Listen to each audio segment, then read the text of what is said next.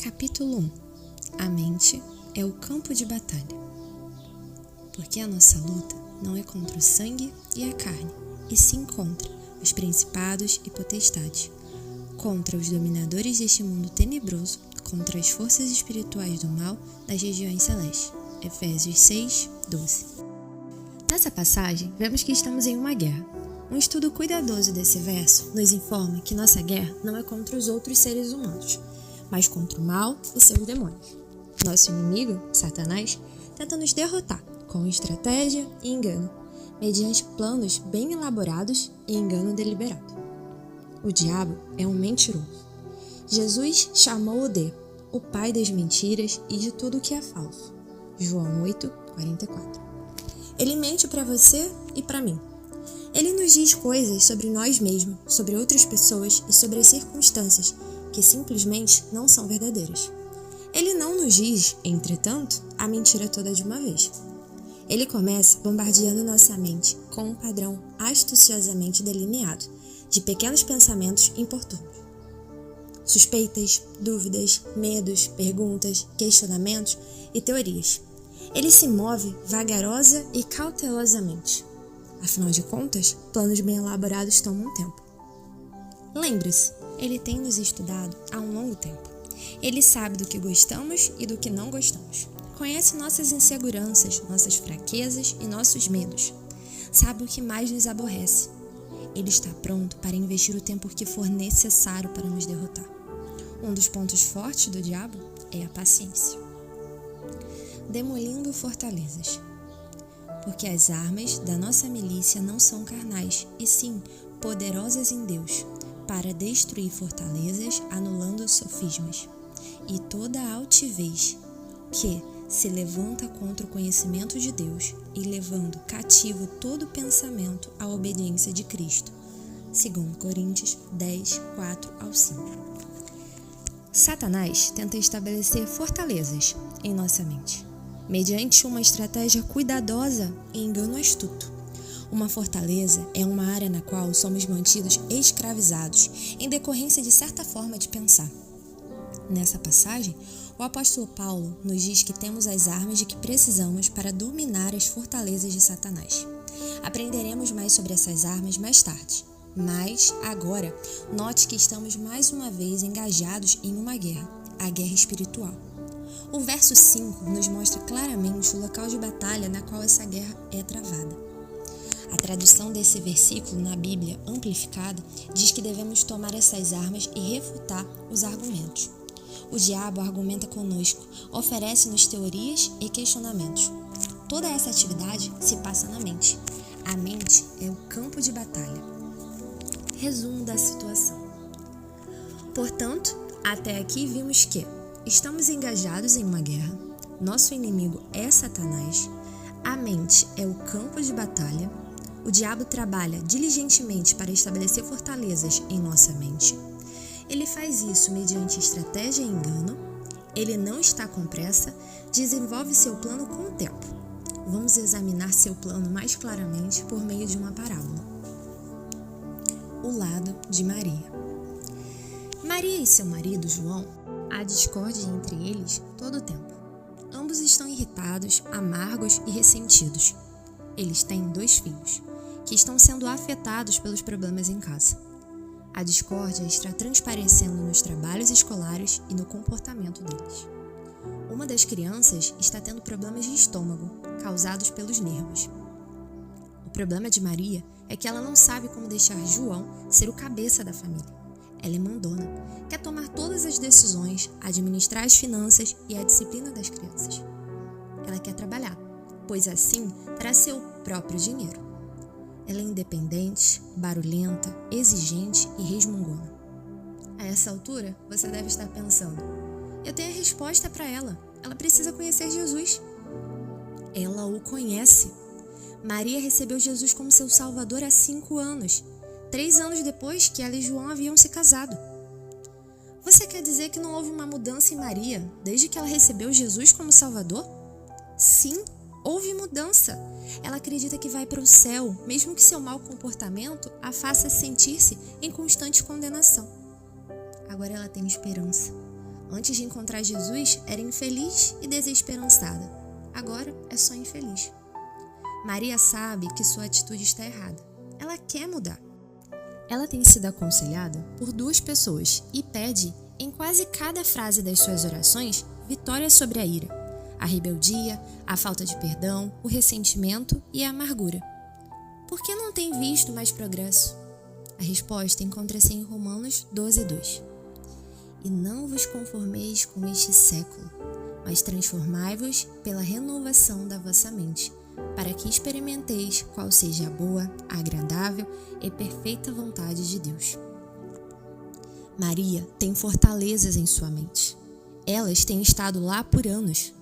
Ela nem mesmo entende como elas foram parar lá. Ela sabe que não deveria ser rebelde, mandona, resmungona, etc. Mas não sabe o que fazer para mudar sua natureza. Parece que simplesmente reage diante de certas situações de forma inconveniente, porque não consegue controlar suas ações. Maria não pode controlar suas ações porque não controla seus pensamentos. Ela não controla seus pensamentos porque eles são fortalezas que o diabo colocou bem cedo em sua mente. Satanás começa a desenvolver seus bem elaborados planos e a semear seu engano deliberado em umidade bem tenra. No caso de Maria, seus problemas começaram há muito tempo, na infância.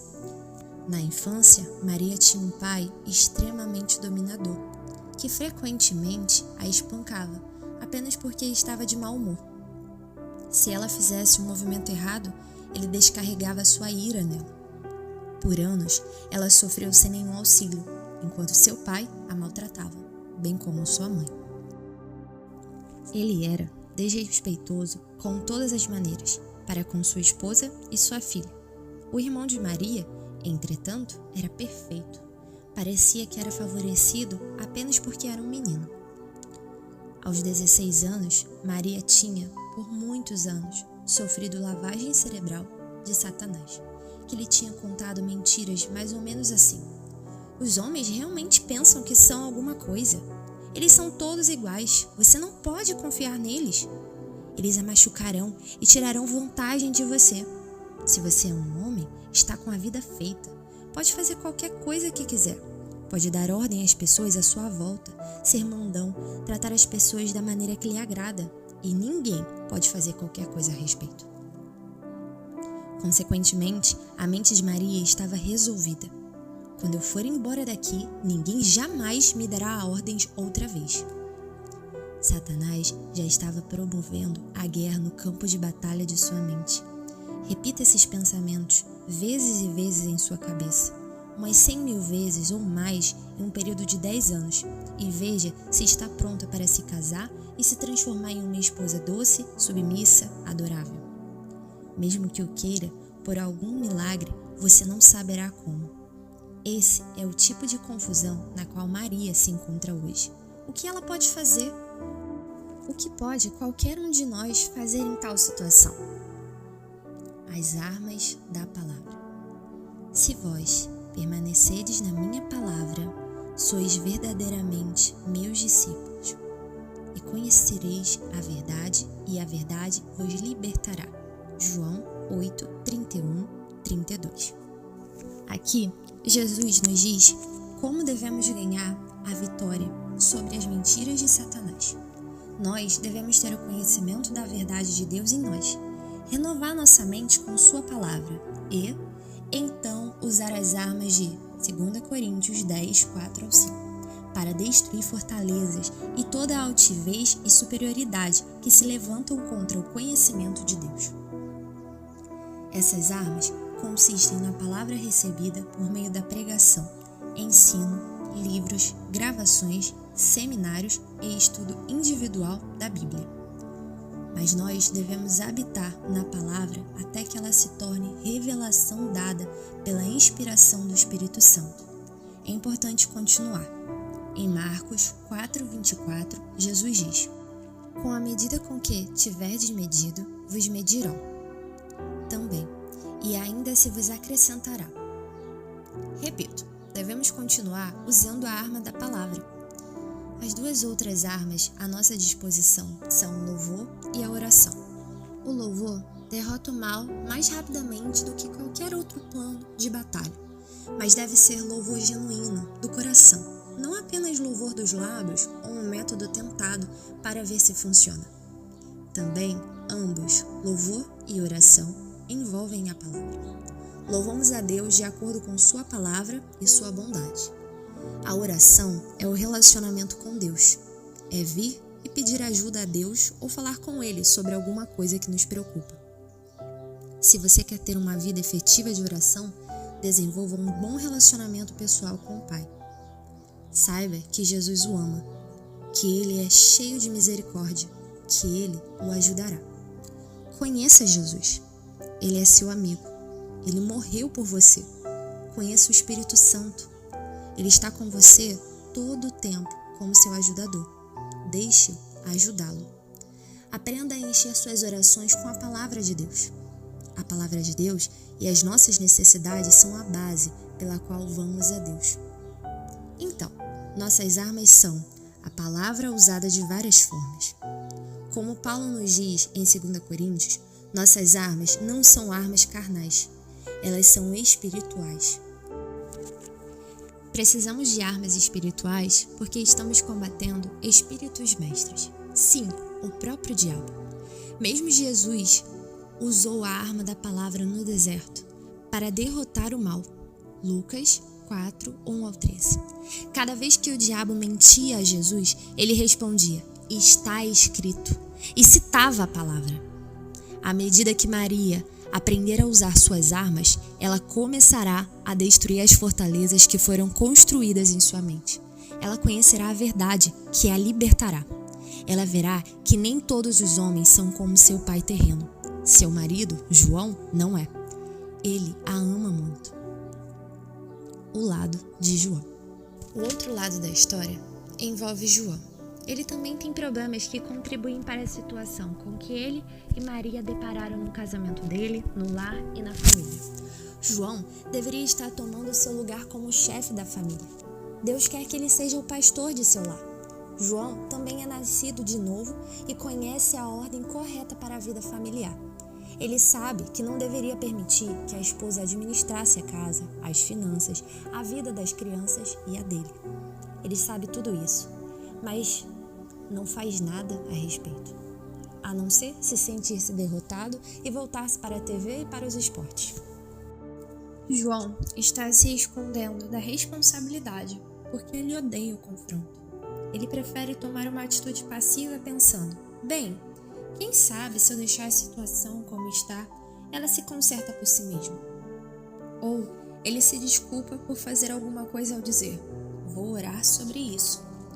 Claro que a oração é uma coisa boa, mas não se for apenas uma maneira de fugir das responsabilidades. Vou esclarecer o que quero dizer quando digo que João deveria assumir a posição que lhe foi dada por Deus em seu lar. Não quero dizer que ele deveria vir como um senhor macho, discursando e gritando sobre sua autoridade. Efésios 5, 25 ensina que um homem deveria amar sua esposa como Cristo amou a igreja. João precisa assumir sua responsabilidade, pois com a responsabilidade vem a autoridade. Ele deveria ser firme com sua esposa, amoroso, mas firme. Ele deveria assegurar a Maria que, embora ela tenha sido ferida quando criança, à medida que se entregar a Deus, tendo fé nele, ela irá acreditar que nem todos os homens são como seu pai era.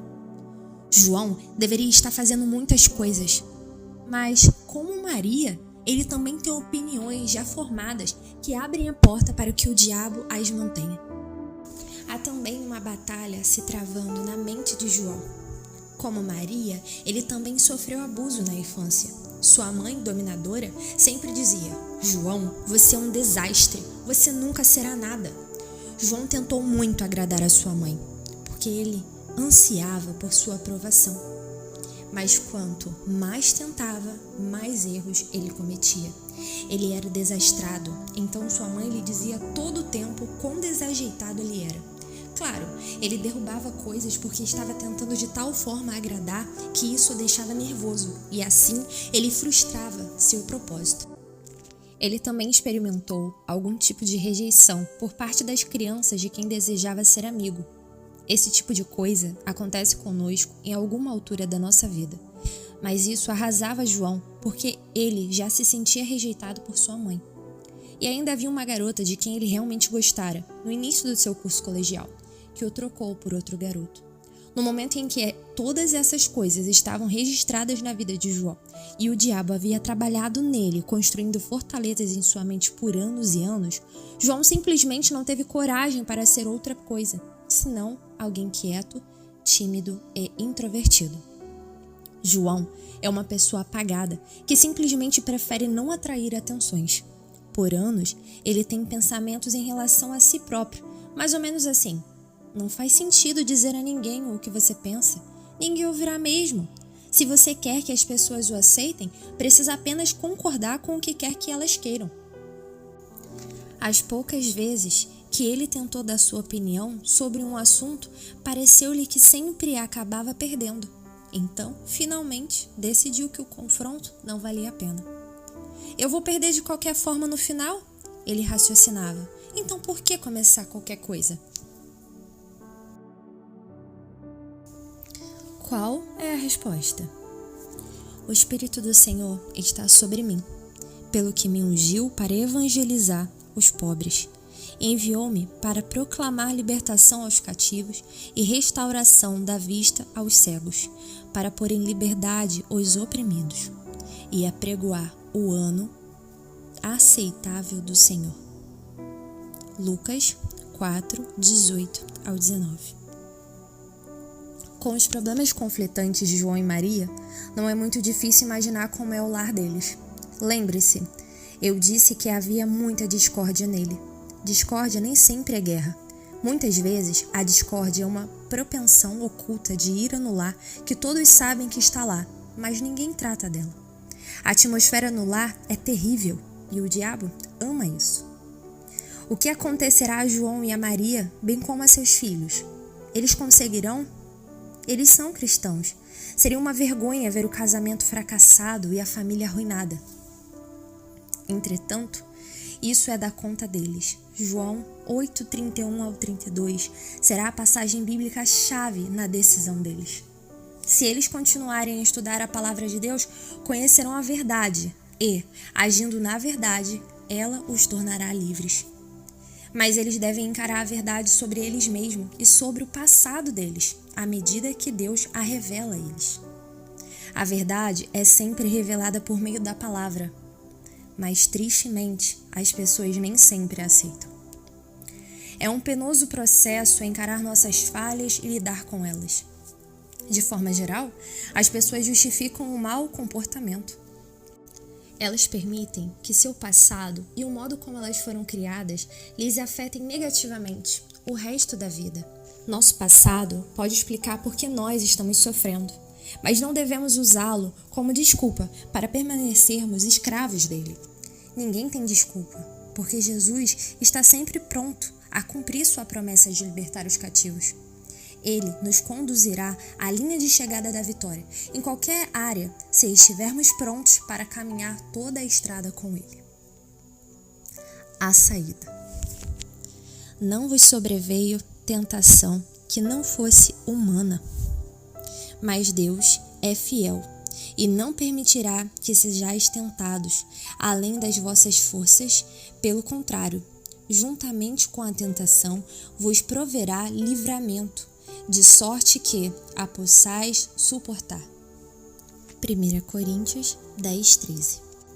Espero que você veja nesse exemplo de parábola como Satanás toma nossas circunstâncias e constrói fortalezas em nossa vida, como ele trava a guerra no campo de batalha na mente. Mas, graças a Deus, nós temos armas para destruir as fortalezas. Deus não nos abandona e nem nos deixa desamparados. A primeira carta aos Coríntios 10, 13 nos promete que Deus não permitirá que sejamos tentados, além do que nós podemos suportar. Mas com cada tentação, Ele também providenciará a saída ou escape. Qualquer um de nós pode ser Maria ou João. Estou certa de que a maioria de nós, de alguma forma, se identifica com o cenário. Seus problemas são internos, em seus pensamentos e em suas atitudes. Seu comportamento externo é apenas um resultado da sua vida interior. Satanás sabe bem que se ele puder controlar nossos pensamentos, ele poderá controlar nossas ações. Você pode ter algumas importantes fortalezas em sua vida que precisam ser quebradas. Deixe-me encorajá-lo dizendo: Deus está do seu lado. Há uma guerra se desenrolando e sua mente é o campo de batalha. Mas a boa notícia é que Deus está lutando do seu lado.